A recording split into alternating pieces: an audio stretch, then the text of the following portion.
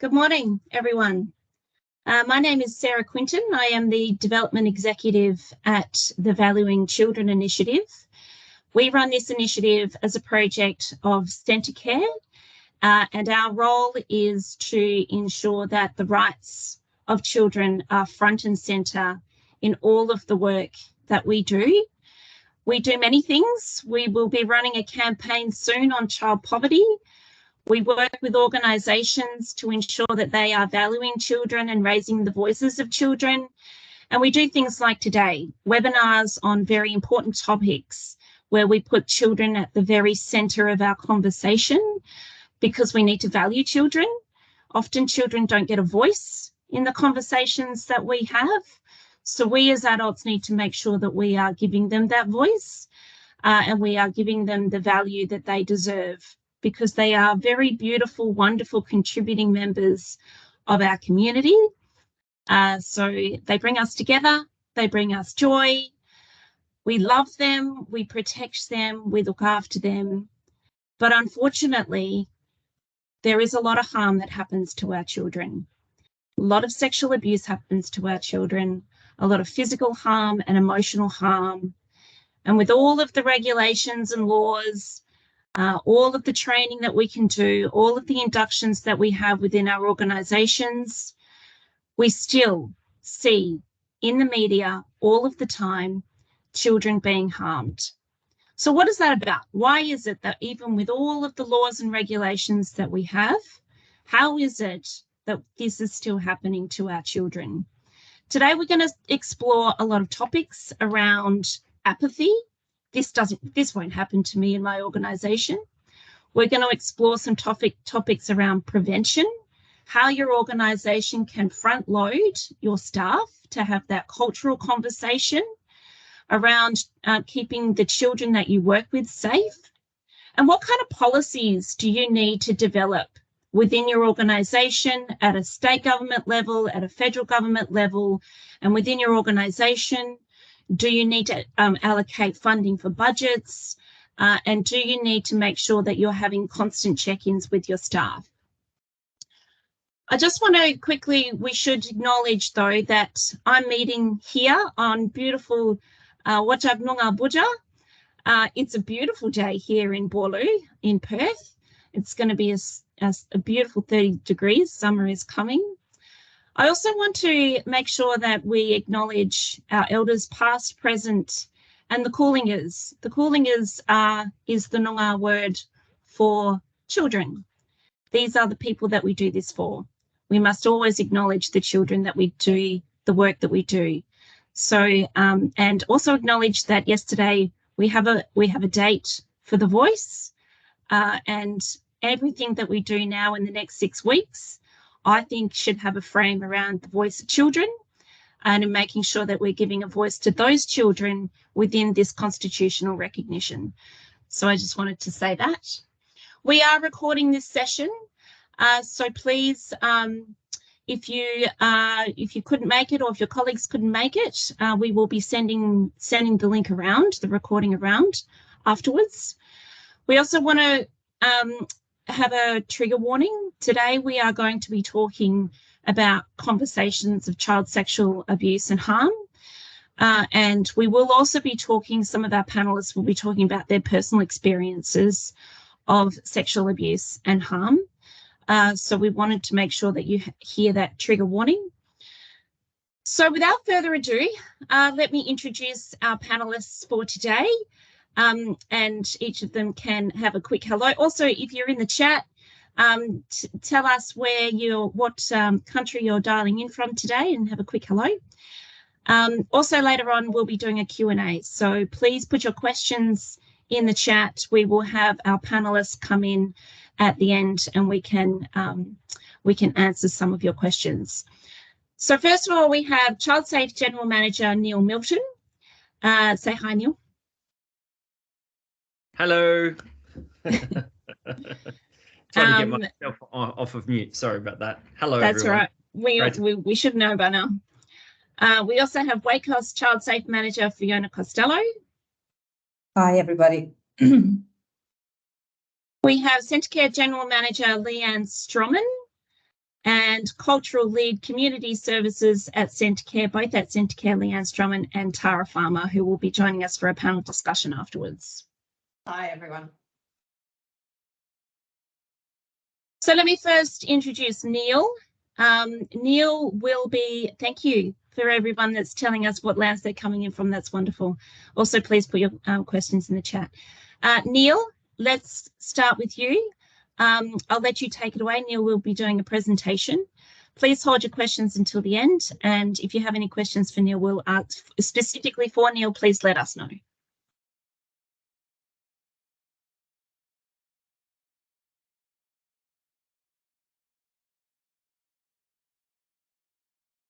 You're on mute, Neil.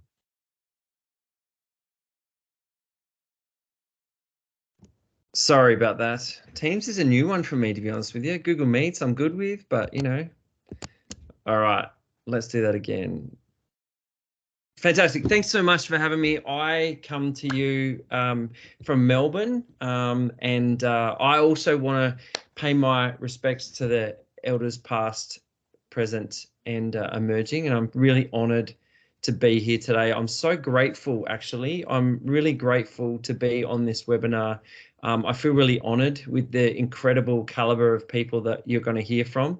Yeah, I am Neil, the General Manager of ChildSafe Australia. I want to jump straight in because we haven't got a lot of time, but I want to let you know that that I am a victim of a survivor of child sexual abuse. I'm a passionate advocate of child abuse prevention. When I was 10 years old until I was 13 years old, a child befriended me, groomed me, and abused me. However, I didn't actually know that it was abuse until I was 21 years old, when I was explaining what had happened, or explaining this friendship to that I had with another person, and to this person was asking me questions, and this person actually called it out for what it was. And the reason why I thought that it wasn't abuse was early on in this friendship, I went to a trusted adult to ask if what was happening to me was what a friendship really was, or what it was meant to be. And to which they replied, no, you're just experimenting. And so that abuse actually went on for another 3 years, but I thought that's what it was. And when it finally stopped and this boy had enough of me, and I remember actually sitting at home, it was in the 1990s when encyclopedias were around. I remember sitting there with my encyclopedia, looking up the disease AIDS and thinking about that I actually had every single symptom of AIDS, and what was I going to do? And I don't know how I kind of talked myself around about that, because I had no one to talk to, no adult to talk to, no child to talk to, or anything like that. I'm not sure how I fully handled that, but I think that's the reality of trauma, is sometimes you just push through. And I think for me, because I didn't think it was abuse back then, I think I just kind of somehow moved forward. I'm not sure actually how I did. And I remember being alone and quite scared at that time. However, I'm not sure, you know, moving forward, where my journey sort of went, except that I just started living my life again. But I'm now leading ChildSafe Australia and advocating for organisations to understand the impact of abuse rather than just focus on compliance. And this is what I want to bring you to today. And it's called Unlocking the Key to Child Safety, starting with the devastating impact of abuse and not compliance. And why I'm so passionate about this, and why I think you should get passionate about this too, is that about a year ago, I was spending some time with a really, really large organisation that had thousands and thousands of people through their centres every single day. And then also a church was another organisation I was speaking with. And I remember sitting with them, and the whole conversation was focusing about, you know, doing the right thing and by law and compliance and all this sort of stuff. And I just had to stop at the end of that and came home. And as you do, you kind of post a video of your anger and frustration about this sort of stuff. And I did that, and it kind of went a bit viral on LinkedIn and other places. And what I'd actually said was, actually, we need to get back to the why. We need to understand why we're actually keeping children safe, rather than what the law is saying and what the legal side is and those sort of things. And I think that's a really important discussion, and that's why I want to talk with you today. But one thing I want you to know is that for 1 second, don't think that I don't think that compliance isn't important. It is actually important. And the child safety standards, the national principles, are critical for organisations to follow. But we must understand why we're actually doing it, because the truth is, when we understand why we're doing it, and you don't even need the standards to do everything you can to keep children safe, because you just will. And that's the reality, is that then the child safety standards and the national principles, they actually become a framework so that you don't forget things. And so if you understand the why and that critical starting point, then the standards become that framework. So what is the actual impact of a child being abused? And let's unlock that for a minute. We're going to look at 4 things. And I know there's a number of other different impacts, but there's 4 different impacts I want to quickly bring to you. I'm not a psychologist or a doctor or a trauma expert. I am a survivor of child sexual abuse, but I'm not going to go deep into it because we don't really have a lot of time. But I do actually want to give you a bit of a picture. And I do acknowledge that there is more than 4. And I do acknowledge also that trauma impacts differently for every single person, and that everyone is on a different journey than the other. But it's important to show empathy and support whatever journey you're on. And the one thing you really need to know, if you forget all of this talk, you need to understand this, is that when a child is abused, it could become a lifetime of pain. It could be a life sentence for them, and something they never recover from and are unable to function at their full capacity as they were intended to live. And some people who experience trauma turn to drugs and alcohol dependence, and we saw that to numb the abuse and the pain. And we saw that in the latest Australian child maltreatment study, and it highlights this. And the impact could actually be huge. So we're going to look at 4 things: the impact on the brain, the impact on mental health, the relational impact, and the economic impact. So what's the impact on the brain? Well, when a child experiences abuse, it can actually rewire the brain.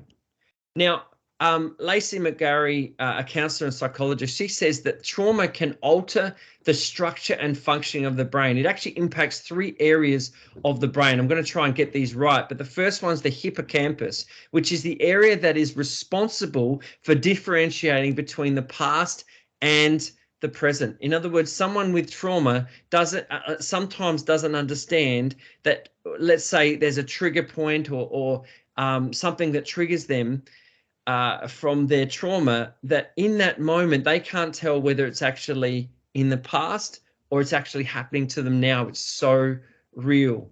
Also, the amygdala. This is the area that is responsible for responding to stress, and that's a really important thing. We'll go back to that in a minute.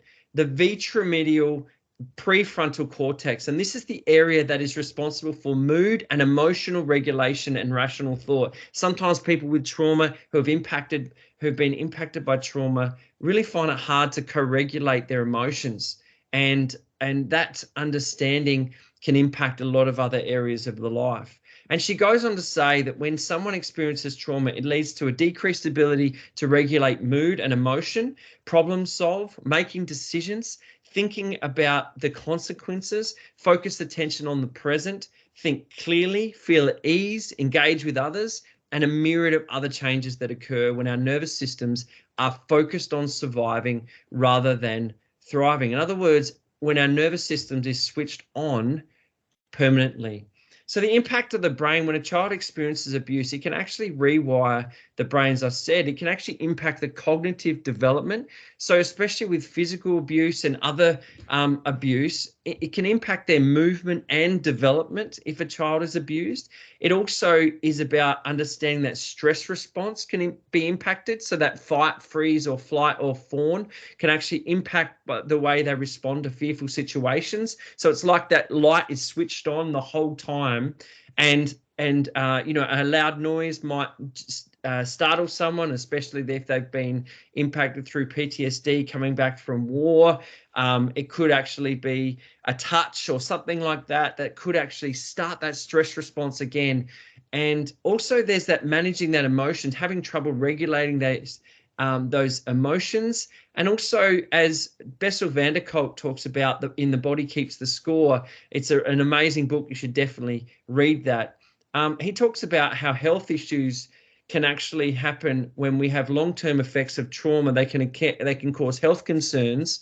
And my wife actually worked in a nursing home, and she said to me there wasn't one person that was in that nursing home who had dementia that hadn't had trauma in their life.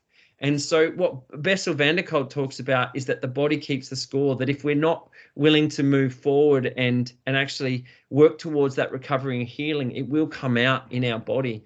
And that's what does happen with trauma.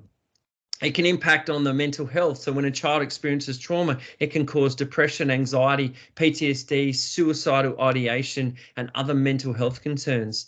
There's the latest statistics from the Australian Child Maltreatment Study that happened that said that Australians who experience child maltreatment are 2.8 times more likely to develop any mental disorder.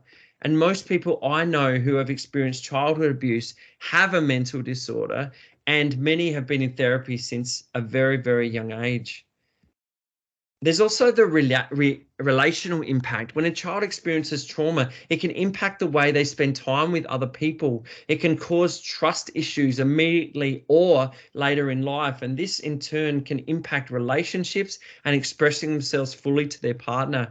And triggers can also happen if the partner does something that reminds them of abuse they have experienced. Without an understanding partner, this can be a very difficult time, and that's a really big deal. And so important that if you know someone who has been abused and you're in a relationship with them, for you to show that empathy and to understand that sometimes there might be some things that trigger them, and it's okay that it does, but it's also important to talk about those things and to be alongside them and journey with them in that space.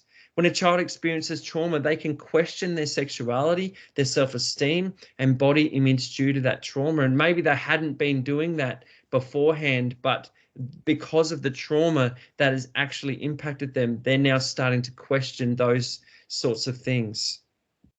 There's also the economic impact. When a child experiences trauma, it can impact their future employment because, you know, a lot of the mental disorders and things like that happened, and the impact on the brain and the stress response, etc.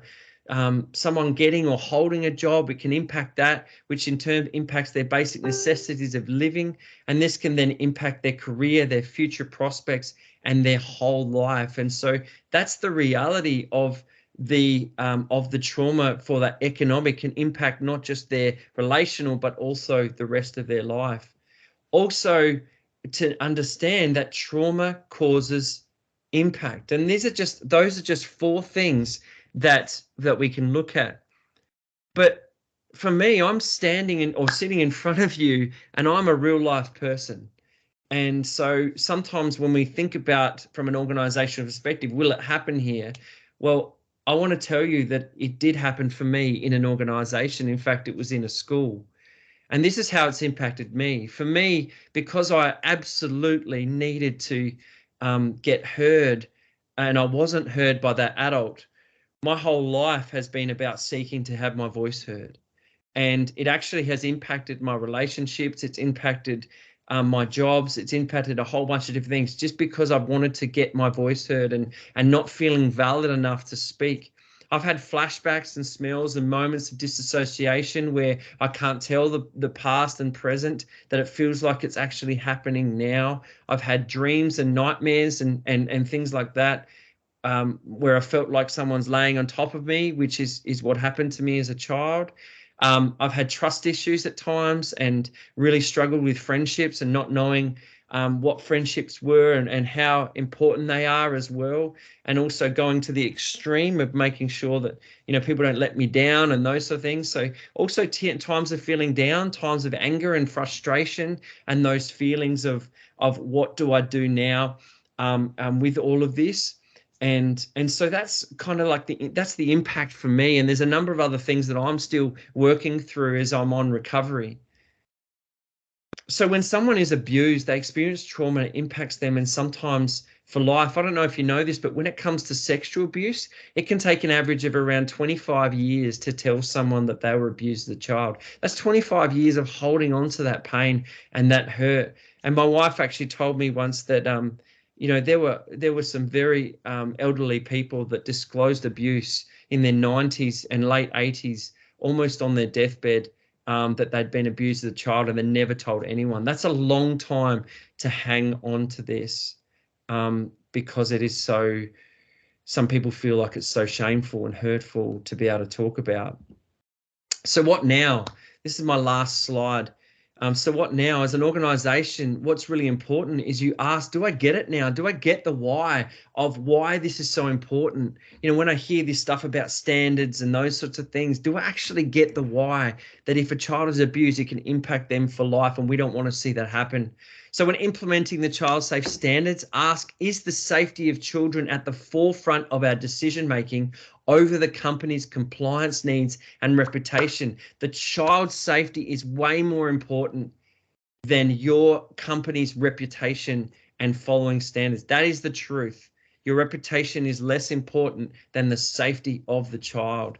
And when it comes to training the leaders of children, how much do you go into talking about the impact of trauma on children as the starting point before compliance, where we actually say, we don't want this to ever happen to a child, so here is what we're going to do.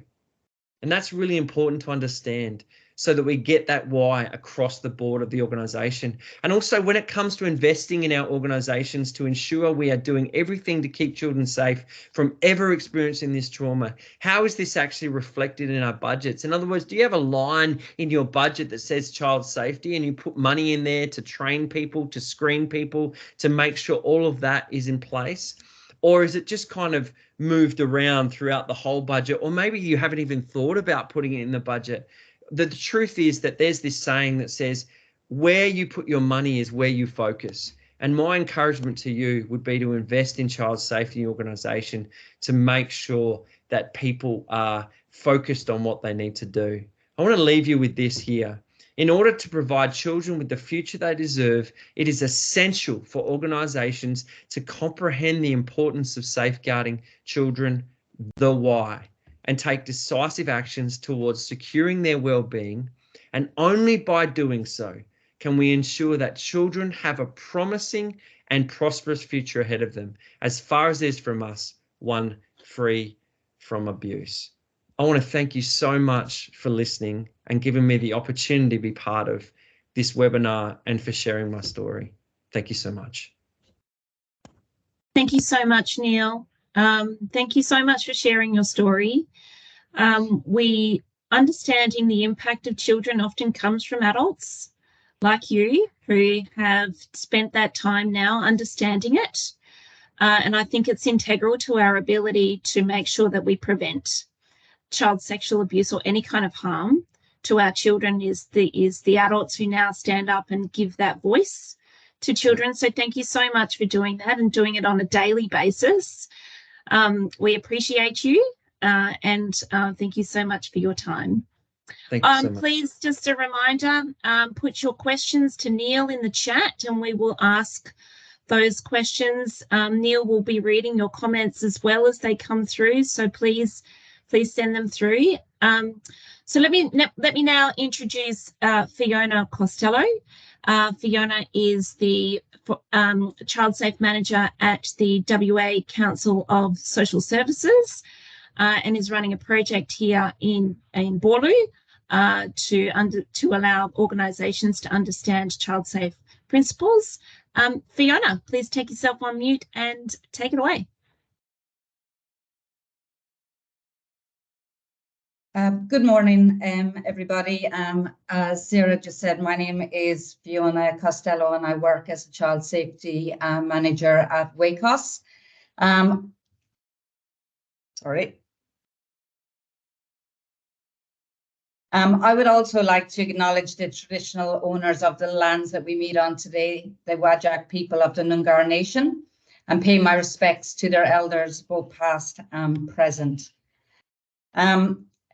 Today, I want to talk about the true impacts of abuse on children and why it must be at the forefront of our child safety efforts. It's our duty to ensure their safety and well-being. And when I refer to a child or children, I'm speaking about anybody under the age of 18 as defined by the Convention on the Rights of the Child. I've had my own past traumas with abuse too. And 23 years later, while I was working in a role, I got triggered and I ended up with severe PTSD, anxiety and trauma, where my life became smaller and smaller. I was reliving flashbacks. I was having nightmares. I was avoiding places, peoples, anything that would remind me of this trauma. And it was like a stage where I couldn't escape. So during the day, I was having intrusive thoughts of shame and guilt. And then at nighttime, I was just annihilated with just nightmares. And it was just like living in a hell that I wasn't able to escape from. And within that time, you know, I lost so many friends because I avoided so many people because I didn't want them. I was so ashamed for them to actually see where I was in my life. So eventually, after moving around from various different psychiatrists, different psychologists, I was finally one day I made a promise to my children that I was actually going to address this issue. And I went and I attended a 12-week PTSD course that actually saved my life. And I actually never want another young person to actually feel that way. No child should actually carry that burden or feel like their life isn't actually worth living. So I just want you to think like of your own children, your nieces, like your nephews, your grandchildren for a second. And as Neil said, they're like the most precious gifts. They're funny, they're energetic, they're affectionate, they're creative, and they need a safe and stable, secure, healthy, loving relationship and environment in order to thrive. And if someone tried to harm our loved ones, we would do everything in our power to protect them. And we know the children are innately drawn to attachment over safety. So in our roles, we have the same responsibility to identify and mitigate the 4 dimensions of risk for our children: situational, vulnerability, propensity, and institutional risk, to prevent harm from occurring and promote safety and well-being. And by giving children those avenues or those forums to be heard, that can stop abuse from occurring. And this is their right. So we need to stop thinking of it as like a privilege for young people.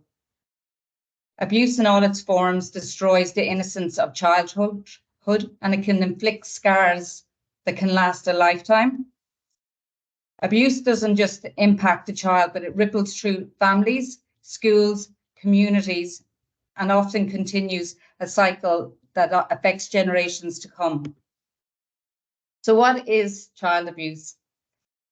It's the term that refers to any conduct that may cause significant harm to a child: physical, sexual, emotional, psychological abuse, witnessing family and domestic violence, as well as neglect. So child abuse can be one single event or a sequence of traumatic events spanning beyond one single form of abuse.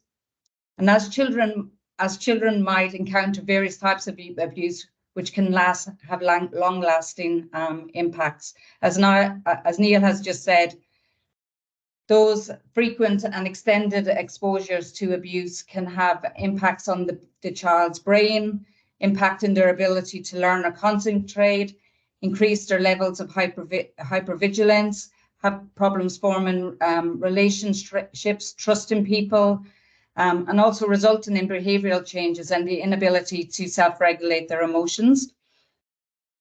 So the statistics from the Australian Institute of Health and Welfare and the Australian Child Maltreatment Study demonstrate that child abuse and neglect is a major social problem within Australia. If we look at the Aboriginal and Torres Strait Islanders, young people, 13,000 in 2021 to 2022 report, 13,600 Aboriginal and Torres Strait Island children were the subject of a child protection substantiation. That's 7 times the rate of non-Indigenous children. And Indigenous children had a lower percentage of substantiation for sexual abuse than non-Indigenous children nationally, but a higher substantiation of emotional abuse. And if we just look at the trend here, just shows the number of young people compared to of Aboriginal young people compared to non-Aboriginal young people in care. So if we want to illustrate that child abuse is still a current issue, we'll just look at the child maltreatment study. And the child maltreatment study was released in April of this year, and it aimed to identify for the first time the proportion of Australians across our population who had either experienced the 5 types of maltreatment, then look at their health risk behaviours to understand the impacts on health throughout their life. And the study collated 8,500 randomly selected Australians aged between 16 and 65, but had an oversample of young people, of 3,500 young people aged between 16 and 24. So from that population, there was a high prevalence of 32% of those population experienced physical abuse. Sexual abuse was 28.5%. Emotional abuse was 30.9%, and exposure to domestic violence was 39.6%, with neglect being less prevalent. But if we look at the age group from 16 to 24 years of age, the prevalence of child maltreatment, the physical abuse was 28.2%, sexual abuse was 25.7%, emotional abuse 34.6%, and neglect was 10.3%, and exposure to domestic violence was 43.8%, which is significant. So the report found that 28.5% of our population had experienced child sexual abuse. That number is huge. So that means that 7.5 million Australians have experienced sexual abuse. And if we look at this chart here, child maltreatment, this chart shows us it's a gendered problem. Girls are more likely to experience sexual abuse, emotional abuse, and neglect compared to boys. And however, boys and girls are experience physical and exposure to domestic violence at the same rate. And this report here shows us that the adults who experience child maltreatment are 2 times more likely to have a mental health disorder. Almost half of the Australians who experienced maltreatment in childhood met the criteria for the mental health disorder, compared to 21.6% of those who did not. Major depressive disorder, generalized anxiety disorder, alcohol use disorder, and post-traumatic stress disorder. And we can see that 1.4 they're at 1.4 times the likely to have a hospital admission, 2.4 more times likely to see a psychiatrist, or sorry, a psychologist, and 3 times more likely to see a psychiatrist.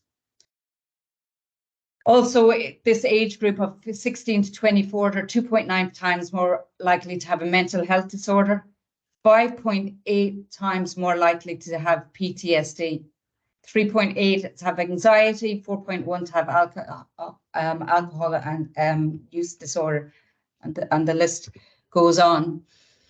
So leading on from the mental health outcomes of abuse to the health risk behaviours, we have some of the most alarming figures of youth suicide, mental health issues, and drug and alcohol use. Like, suicide is the leading cause of death aged between Australians from 15 to 24. And the Australian Institute of Health and Welfare stated that in 2021, 112 deaths by suicide occurred among children and adolescents, while 322 young people aged between 18 and 24 took their own lives. So why is it important that we recognize that? It's important to recognize effectively responding to the impact of abuse must go far beyond compliance. When we speak of the impact of abuse, we must first acknowledge the spectrum of physical, emotional, psychological scars. It's not enough to merely adhere to regulations or legislation, but we must grasp the true extent of the harm caused and be driven by a commitment to prevent such harm from occurring. So knowledge of the impacts of abuse has a powerful driving force for a proactive prevention, efforts in schools, sports, homes, etc., to keep our children safe. When we understand the depth of trauma and the potential lifelong consequences, we are compelled to take a preemptive action. Prevention becomes not just an option, but it's a moral obligation. And armed with this awareness, we can develop child-safe cultures, consciously develop measures to mitigate harm, prevent educational initiatives on protective behaviours, and expand strategies to empower children to speak up to help break the cycle of abuse. As I said, it's not enough to rely on policies and procedures. That role of empathy and awareness in shaping child safety strategies is significant. The empathy enables us to put ourselves in the shoes of those affected by abuse and to understand their pain, their fear, and their challenges. And it will drive us to create those environments that are not just physically safe, but are emotionally safe and nurturing too. Awareness, on the other hand, then, is our compass, and it guides us in recognizing what the signs of abuse are, advocating for change, and challenges the shame and the stigma that have perpetuated silence in the past. And it empowers us to challenge norms, promote education, and rally support from the community, ensuring that child safety becomes a shared responsibility. By prioritising the impact of abuse on children over compliance and reputations, we are acknowledging our duty to protect and nourish our children and to give them a chance to grow and to flourish. The Royal Commission found that many organisations in Australia fail to protect children from abuse, fail to listen to children who try to disclose abuse, and fail to respond appropriately when abuse came to light. And to ensure that never happens again, the 10 national principles were developed to provide a nationally consistent approach to creating a culture that fosters child safety and well-being across the sector. A child-safe organisation is one that puts the best interests of children first, consciously and systematically. And it creates an environment where children's safety and well-being are at the centre of thoughts, values, and the actions. And it places emphasis on that genuine engagement with and valuing of children and young people. It creates conditions that reduce the likelihood of harm to children and young people. And it creates conditions that increase the likelihood of identifying any harm, responds to any concern, disclosure, and allegation of suspicions of harm. The stigma and shame attached to abuse is one of the hardest obstacles to overcome. And it's one of the barriers for children and young people to coming forward. But if children feel like a sense of safety, belonging, or being valued, we are equipping them with the skills to speak up and to actually stop abuse from occurring. It's never the child's fault or the responsibility of a child to keep themselves safe. Child safety is everyone's responsibility. The impact of child abuse is not confined to the physical scars or the isolated incidents. It resonates deeply within children, leaving emotional, psychological, and developmental imprints that last a lifetime. And as organisations start this safeguarding journey to prevent harm and promote safety and well-being, we need to remember that our efforts are not confined to check boxes and regulations. The impact of abuse on a child should drive us to action to create a child-safe organisation, and needs to be driven by empathy and fueled by awareness. And it's through that lens that we can truly develop a child safety strategy that demonstrates compassion, dedication, and a collective commitment for a safer future for our children. Thank you. Fiona, thank you so much. Thank you also for telling your personal story. I think you're a part of a very large group of people who are probably on this webinar and around the country who have had this experience and are now doing this work to make sure that no child has to do the same thing. So thank you for also speaking up. Thank you for being one of those people that has taken this as your life to prevent this happening to another child. And thank you for your presentation. Those statistics are harrowing, alarming, but it is a wake-up call. This is an emergency. No child, these numbers should not be happening. So thank you so much for your presentation. We will make sure that the contacts, if you want to get in touch with Fiona in Western Australia, if you're in Western Australia, you can get in touch with Fiona, and also Neil. I've put some links in the chat for you as well. So now let me introduce Leanne Strommen. Leanne is the General Manager of Centrecare, and also Tara Farmer. She is the Cultural Lead of Community Services at Centrecare.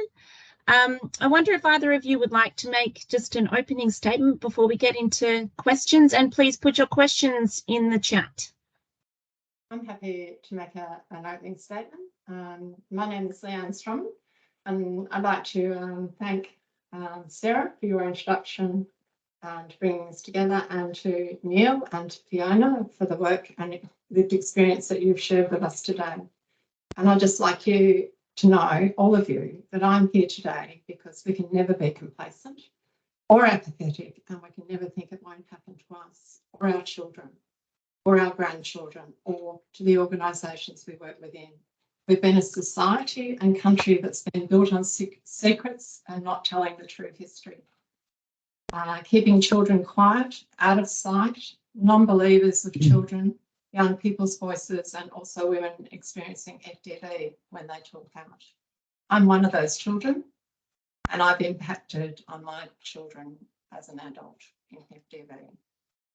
I'd also like to highlight that Dr. Helen Milroy on Monday talked about being culturally safe. There was the shame and denial and stigma, and safety can be overlooked with trusted adults and community.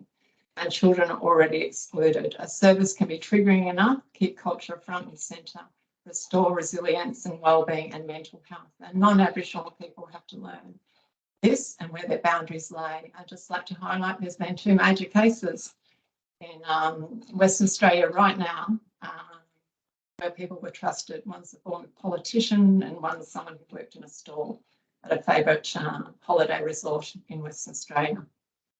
So we have the statistics. The statistics are appalling. We have to allow our children, everyone's children, to have safe places and talk and heal, and not just from sexual abuse, but other forms of abuse. We also need to create a world that's safe for children so they can be loved, learn about life, play and be happy. And we need to support the families to be able to do that. And intergenerational trauma needs to be better understood and accepted and supported by everyone so that we can support people through it and not keep recreating it. Thank you, Leanne. Tara, did you want to say something? Yes, thank you, Sarah. And to Neil and Fiona and Leanne and everybody joining online. Just a little bit about myself. So I've recently been made cultural lead for Centrecare after being team leader for the intensive family support program for the last 4 or 5 years with Department of Child Protection Families. In the position that I'm doing at the moment, it's providing cultural support to the organisation, and hopefully because of, you know, Aboriginal people having a lot of oppression, and we're trying to, you know, build ourselves up, that we can embed these practices and support within the services that we're providing, particularly within Centrecare, in the social welfare and justice space with our young people, who are really important. And yeah, just to end the note on, you know, so all issues that we have, DV, sex abuse, any harm to children, it doesn't discriminate, and hopefully we can all work together. Thank you, Tara. and thank you, Thank you. Leanne, for both being here. Well, I might kick off with one of my questions while people put their questions in the chat. I think everybody, you know, they might say, yes, we're committed to this. Yes, we have these, we want to do more. So I'm just wondering, I might start with Leanne and Tara around some of the tools or measures that you use within an organisation to set a cultural standard of child safety. Leanne as the General Manager of Centrecare, and also Tara as Service Delivery. What are some of the ways that an organisation can embed a cultural commitment to child safety? From the outset, it's around the way in which we undertake recruitment, which includes right from the very start, the way we advertise, screening before people even come to an interview, ensuring that people have police clearances and they understand that the work that they're going to undertake. We also have induction processes that take 3 months in terms of requirement to read policies, undertaking particular activities, training by set dates that are signed off and consulted by week 1, week 3, where, you know, it goes bit by bit.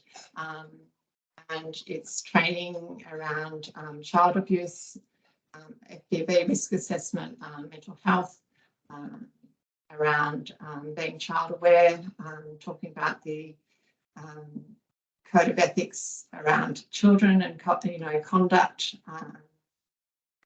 And we have training. We have a training plan for each staff member. We have a committee, a child safety wellbeing committee that's been going since 2018. We have the Valuing Children initiative. And no matter how much we continue to do what we do and embed it in the work that we do and undertake our assessments against the national standards, we still ask others, and we have quality assurance processes where our work is checked, but we still want other people to check us, you know, like WACOSS, for example. We've just asked WACOSS to come in and undertake training with our staff. Tara, would you like to talk to your experience? Yeah, so we do also have partnerships with ACOs, so the Aboriginal Community Controlled Organisations in services. So we work together as well to put that cultural input and actually get out there in the community. Just trying to think what else. But yeah, like we've got our Reconciliation Action Committee and a working group.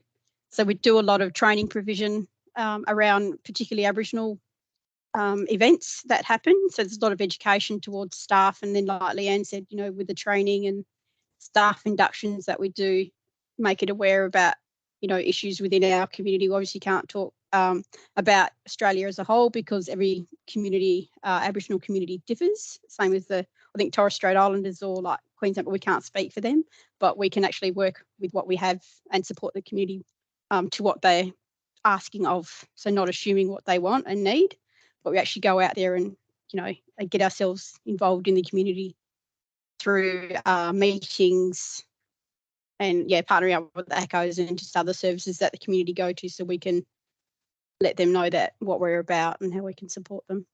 So it sounds like it's a lot of work in, sorry, Leanne.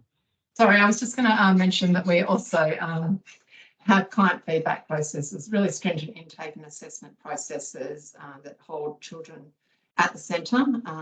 And we're really wary, ensure that we're role modelling good behaviour with parents as well, and making sure that there's no situational opportunities that our staff are placed alone with children at people's homes and things like that when they don't know them, or to take them away from properties. So it's role modelling good behaviour, clinical supervision, misconduct policies, case management processes, child wellbeing, and introducing of the child impact assessment tool that we're about to implement at WACOSS.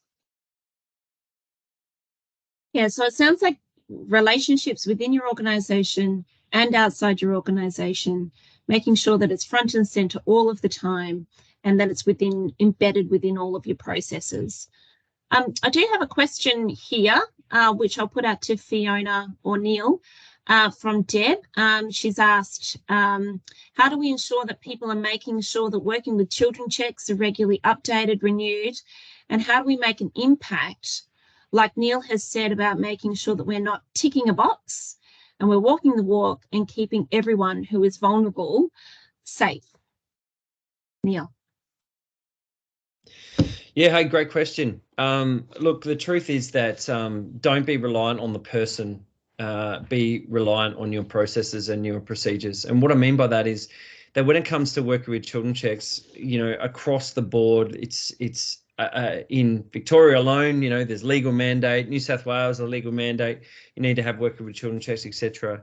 But the truth is that if, it's a sporting club or another organisation, often we might, as volunteers or as staff, or particularly volunteer in organisations, we don't always tell the truth. In other words, we don't always let the organisation know that maybe our worker in children check has expired and those sorts of things. So it's actually reliant on the organisation to have with their child safety officer or the HR team or whatever to actually make sure that no one is looking after kids that doesn't have that working with children check. Now, we also know that working with children checks only look at convictions, and it is not the only measure for child safety. So if you're on this call going, yep, I reckon we've got it all sussed, we've got working with children checks, I'm sorry, but that's not true, okay?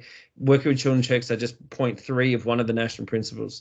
And so what's really important is that we make sure that the organisation has those stringent in place. And to make sure you're not ticking a box around legislation and those sorts of things, is to make sure that the culture is what you're focusing on. So the child safety culture within the organisation is the main part, and part of those processes is to maintain that culture. It's not the opposite way around. You don't do the standards and the regulations in order to maintain a culture.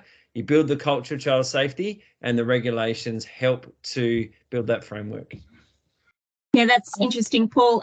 Paul has made a comment that working with children checks can at times provide a false sense of security for organisations. And I think what you're saying is flip it around. Let's talk about the culture first, and then all of these other processes will come underneath. I've got a pretty spiky question here. I wonder who would like to put their hand up and be brave to answer it. I'll let you decide amongst yourselves. Where do we think governments have failed in the past? This is from Lee. And what can governments do in the future? I think this question almost might lead to a lot of what's happening with the national principles, but also budgets. Do we need to have more funding as well? So who would like to answer that? I'd like a quick comment. I think Treasury and finance departments need to be at the tables when we're having conversations, not just departmental people and politicians. The finance and Treasury have to be sitting at the table while we're having the talks and consider the impact of what not having a child-safe environment is. I would just like to say, like in 2017, the Royal Commission put out its findings and made its recommendations. Here in WA, it's 2023, and we still have no oversight. We have no driver for organisations to actually embed these national principles. We know that, and we're going to all have to have these uncomfortable conversations. Child abuse is happening. Child abuse is happening in organisations. Child abuse is happening in sporting organisations, in dance. It's happening here in WA. It's happening here in Australia, and the child maltreatment study has just proven that it is still a social problem here in Australia. And I think it's about time. It's not good enough anymore for governments to say that we are doing it, but it's a slow process. It does not take 6 years to enforce an oversight body. Mm. You need to start prioritizing children. We need to start valuing children. We need to start realizing that children have agency, listening to their voice. It's not enough to just say that we know what children want, because we don't. They know what it means to keep them safe. They know what they need. If you give them the responsibility to actually or give them a forum, they would be able to probably solve a lot of these issues. But we're just not giving them the chance to listen to them, because we feel as adults, as government, as organisations, that we know more than what they do, and that is not the case. Sorry. Jump in, is that all right, Sarah? Just quickly, I was just going to say, look, where the government has failed is that being focused on money more than the child, more than the safety. And I think the thing is that the Royal Commission has been great and it's been awesome, and the national principles coming out and those sort of things. But the truth is, they're still more focused on putting money towards the healing of abuse rather than the prevention at the top of the cliff. You know what I mean? And I think there needs to be that funding to help organisations to actually put these things in place. And there's so much expectation on organisations, who are especially volunteer organisations, trying to put these things in place. And the reality is there's not actually that support from the government. And so it's not just about funding, it's about actually support and how do we do this? How do we make this happen? And obviously as an organisation, we help organisations where especially governments have failed in that. And I think moving forward, we have to make sure that we are survivor-led in that our decision-making process is actually, the government's decision-making process has input from survivors to help them to understand, hey, what do we actually need so this doesn't happen? Because the Royal Commission highlighted the fact that leadership in organisations was the number one thing that was failing, is that the leadership would allow the abuse to continue. Well, that's why there's so much need for training and development around that, so that therefore the culture is set and moved, and the government needs to lead the way in that. And I know Knox is doing that, the National Office of Child Safety, and a number of others as well, but there still needs to be a whole bunch more, and let's work on the prevention rather than just the recovery. Tara, did you want to say something?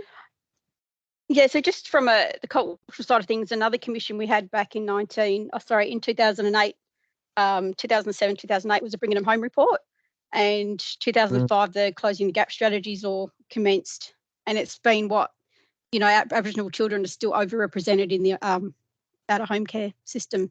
So we've got to work better on it. And Neil, I think he gave a good idea about, lived experience people being a bit more important in having a voice as well. Can we explore that question now then? I had this question from Chris to me, and he's asked, what does a child-safe environment look like? What practical changes do we need to make to our service environments to be safe and transparent? And I'm wondering what this lived experience voice looks like in terms of that safe environment and that transparent environment. In service delivery, Tara, maybe I'll start with you, is we've heard from the impact of child abuse from two adults today, but what about the children now? How do we understand in a trauma-informed way that doesn't re-trigger them to understand the impact now? And I think maybe this intervention that you have spoken about, I've heard you speak about before, ensuring that the child is safe once they do disclose something, and making sure that they are heard and that processes are in place.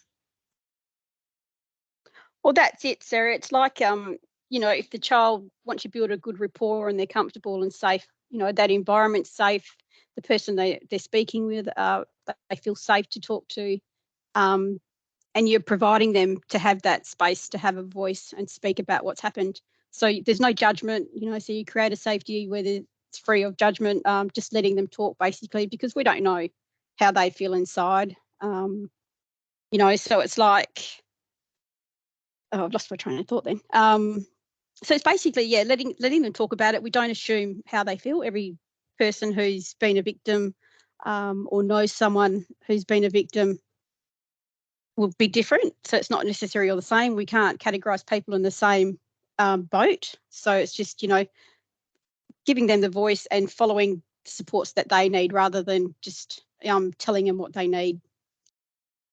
And Leanne, how would we take what Tara has just talked about in listening to these young people and turn it into a system-wide, transparent, safe environment within a whole organisation?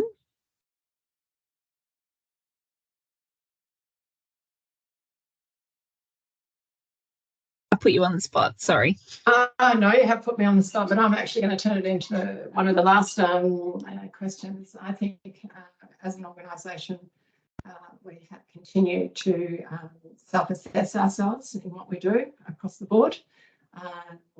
And for any organisation right now, including our own, getting a training in how to be a child-safe organisation, even though you may already be doing it. Looking at the national principles of child safety and wellbeing, do the self-assessment, get somebody else to do the self-assessment. We're a quality assured organisation. We have internal audits, external audits, but we still feel we want to be checked by somebody else, which is why we've invited WACOSS to embed the culture of being child safe across further and deeper across our organisation, from the top down, bottom up, and make sure that children feel welcome and families feel welcome to walk through our door and be heard. And we still have a way to go. I don't think you can ever be perfect. You just Fiona, got to keep trying. Yeah, Fiona, what's your thoughts on the lived experience or the actual understanding of children now, today, that you talked about in Western Australia who are experiencing abuse? What's a systemic way that we can listen to those voices, make sure that they're heard, and we implement them within our policies in a continuously self-assessed way that Leanne's talking about? I think it comes back to what we're talking about again, is that culture. From the top, you need to lead, and you need to actually demonstrate to your staff at every single level that you value children.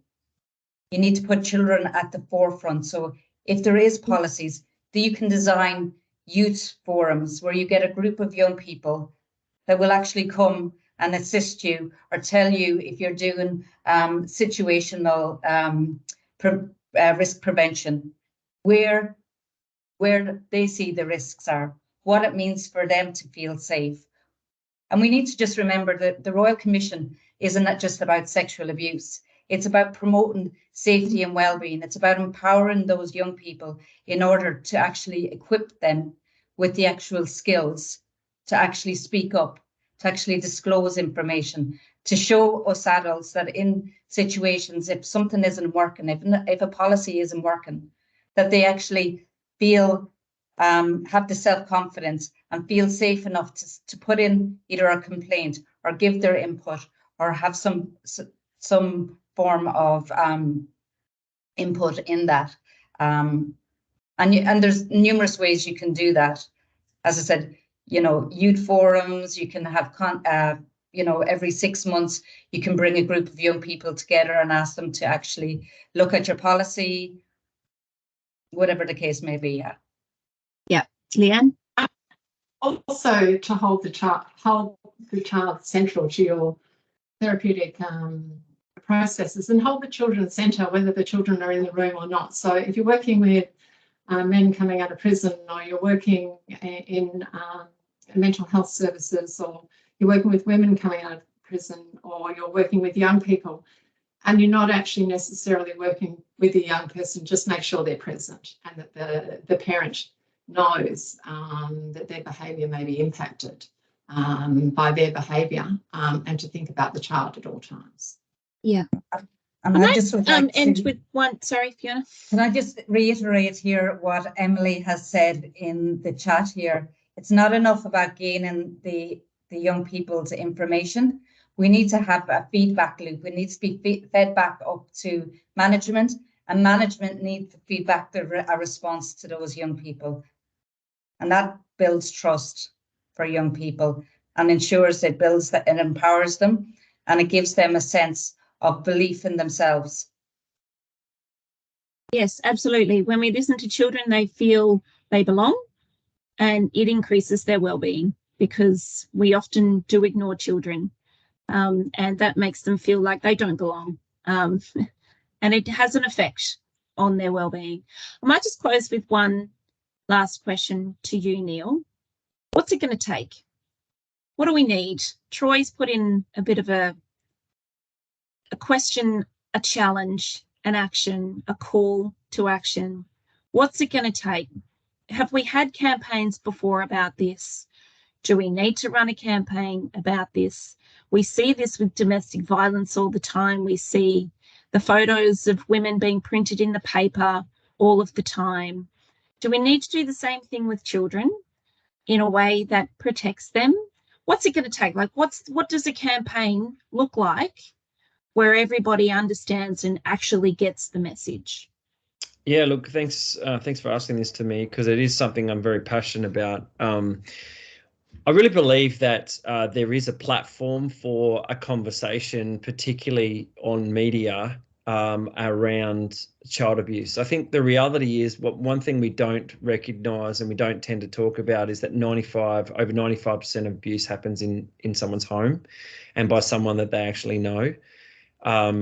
And so we're here talking about organisational abuse, but the truth is the abuse is happening in homes. That's where it's happening. This is only a small percent in organisations. And so what are people doing in homes in terms of where can we get information to them? Well, there has to be social media, but there also has to be, I think, through an advert or something like that as well. And as far as I know, Knox are actually working on that, or other organisations are working on that. But I think it has to be a whole community response. Like, as a community, if we want to stamp out abuse, just like we would with racism or anything else, our community has to decide that we don't want it anymore. And we need to actually be willing to call out things for what they are. And if we do notice something that just doesn't seem right, just is not right, you've got a gut feeling about it, etc., and they could be the best friend or whatever, that we actually call it out for what it is, and that we don't feel right, or we do report incidents, etc. And the more we actually are able to do that, the more we create this culture where we say sexual abuse or abuse, maltreatment is not welcome, and therefore we are going to do everything we can to stamp it out. And that means in homes, that means educating kids in body safety and consent. That means in organisations, training and developing people around incident response and those sort of things. And that means as a community, as a government, it's led from the top, and that they are speaking the same message, that on our watch, we don't want to see children abused. Yeah, and someone, I'm going to pronounce this one, Wajma, has made the point about our housing and homelessness crisis at the moment, which is causing children to be living in overcrowded housing more than ever as well. Yes. So that is putting them in more unsafe situations. Thank you all so much for your time. This has been a very enriching, enlightening, important conversation. Next week is Child Protection Week. We wanted to have this conversation at the front end of Child Protection Week, because this isn't just about regulations and laws. This is about culture, ownership, responsibility of all of the adults that interact with children in all of our lives, and making sure that we value children. We are putting them at the centre of this conversation all of the time. Leanne, thank you. Tara, thank you. Fiona, thank you. And Neil, thank you all so much. We will be recording this and sending it around to everybody and putting it up on the Valuing Children Initiative Facebook page. Please share it and continue this conversation. Thank you all so much.